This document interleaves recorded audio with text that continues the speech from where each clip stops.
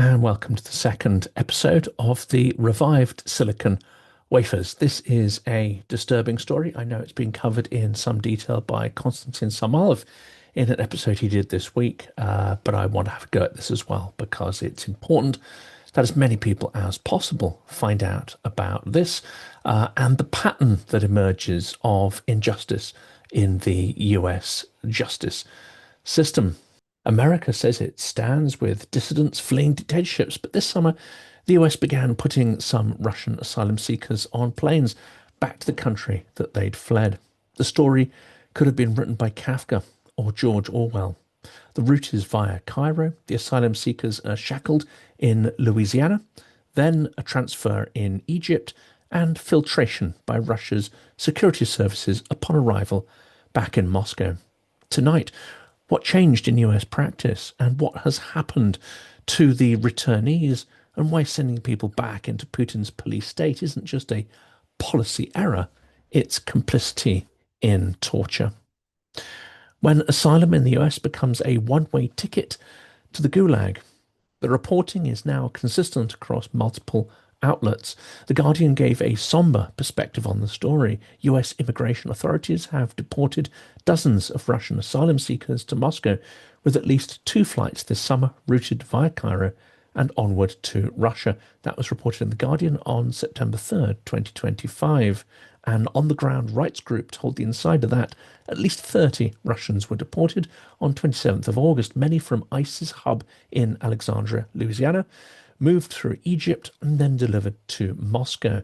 That was published in The Insider, August 28th, 2025. The Moscow Times, in a detailed first-person account and policy explainer, describes a logistics change in summer 2025. In the summer of 2025, the US began mass deportations of Russian asylum seekers who had lost their court cases. It adds that ICE now channels removals through Egypt, where escape to a third country is effectively impossible, and that deportees are systematically questioned by the FSB on arrival. Under previous practice, especially early in the full-scale war, many Russians with credible fair claims were paroled into the US pending hearings. Both The Guardian and the Moscow Times noted that shifted in 24-25 towards prolonged detention and then accelerating removals. This is not a one-off bureaucratic glitch. It is clearly a conscious policy, and it collides head-on with the United States' non-refoulement obligations when the destination is a state that criminalizes all dissent. Rights advocate Vladimir Asechkin's warning is blunt. Some of them have been handed over to the FSB and other security services. This is cruel and shameful. That was reported in The Guardian. But what happens upon their return? The human factor.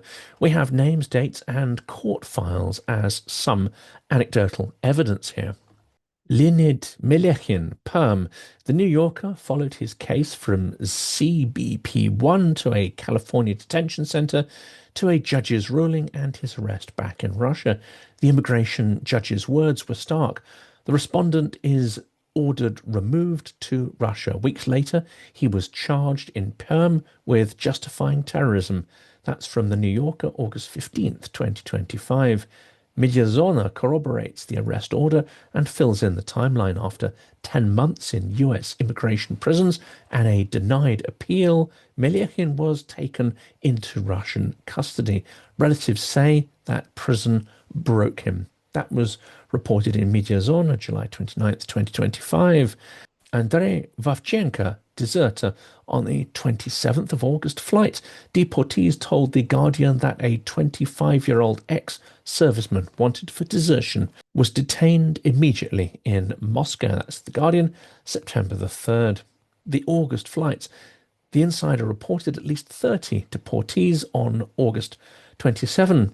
Asechkin's tally was roughly 50, with filtration interrogations for many of them upon arrival. Some were ex-soldiers facing desertion and undesirable organization charges. That's one of the top categories that is labelled by the Russian state to dissenters and other opponents. That was from the Insider, August 28th, 2025. Yevgeny Mashin Kovrov, Mediazona, documents his January 2025 removal. On arrival, he was interrogated, fined for discrediting the army over anti-war protests, but he managed to leave Russia again a few weeks later. That was in Mediazona, July 29th. Beyond individual stories, the pattern is clear in public records. In an open letter carried by the Globe and Mail and cited by The Guardian, Yulia Navalny, Vladimir Karmuzar, and Ilya Yashin asked Canada to take in Russians facing US deportation. People who fled Kremlin repression are ending up in American prisons, it was written in that Guardian article. Anadolu and the Moscow Times also covered that appeal.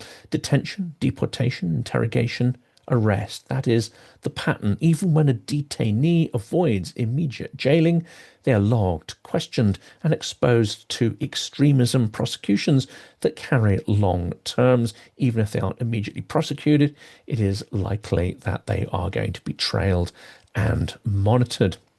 Why returning Russians to Russia today is a refoulement in practice.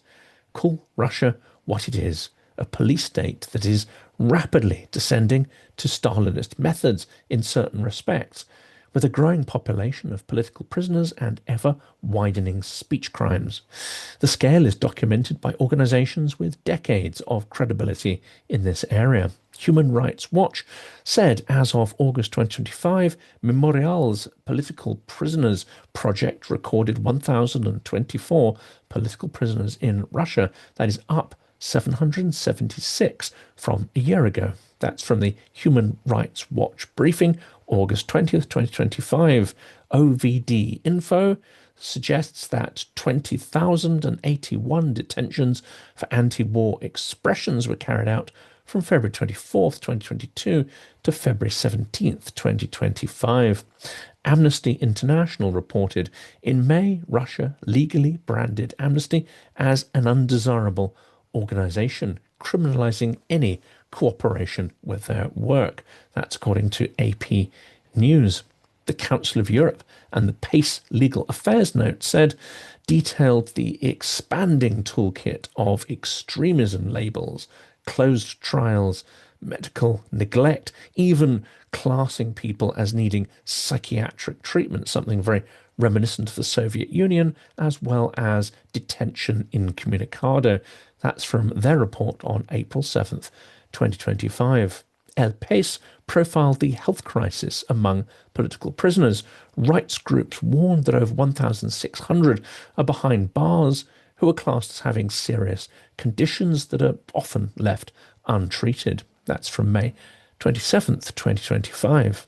Layer onto that the undesirable and extremist designations that criminalize any sort of activism in Russia, LGBT expression, or even searching for banned information.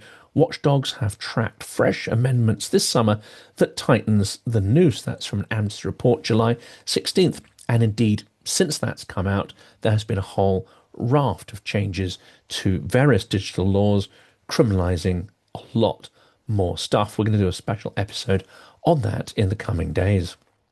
If America means what it says about political freedom, then there are some essential fixes to the process that are going on. They're pretty clear and plain as well.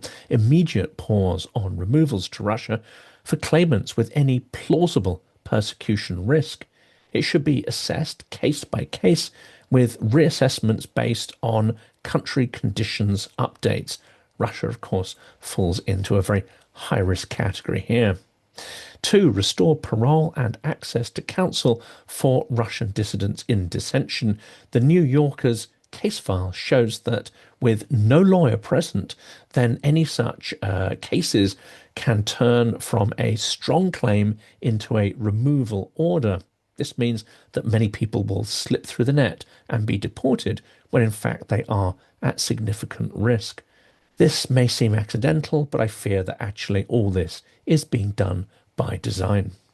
That's from The New Yorker. Third country pathways for those already flagged by Russia. For instance, deportation to Canada instead of Egypt, something that is urged by top opposition figures, is one of the obvious pressure valves.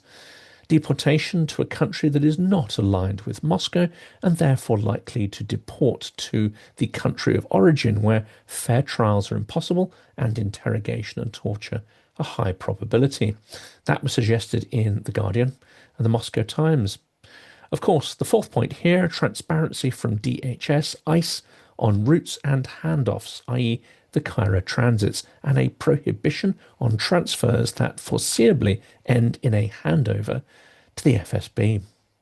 A government that condemns Russia's forced deportations in Ukraine cannot simultaneously outsource its own immigration issues, including cases of political asylum, especially when the endpoint is a pre-trial cell in Perm, Siberia. Interrogation, threats, torture, and likely imprisonment should certainly prevent any process that ends in deportation. With deportations to El Salvador, the US started to export justice to a place where no justice was likely. Now they are exporting injustice to a place where lack of justice is guaranteed. Is this an administrative error? Does it arise from ignorance, indifference, or administrative sloppiness? Or is there something more pernicious at play here? Is Trump doing favours for Putin as part of a tacit agreement to return Russian dissenters to the place where they can be dealt with? This is my fear.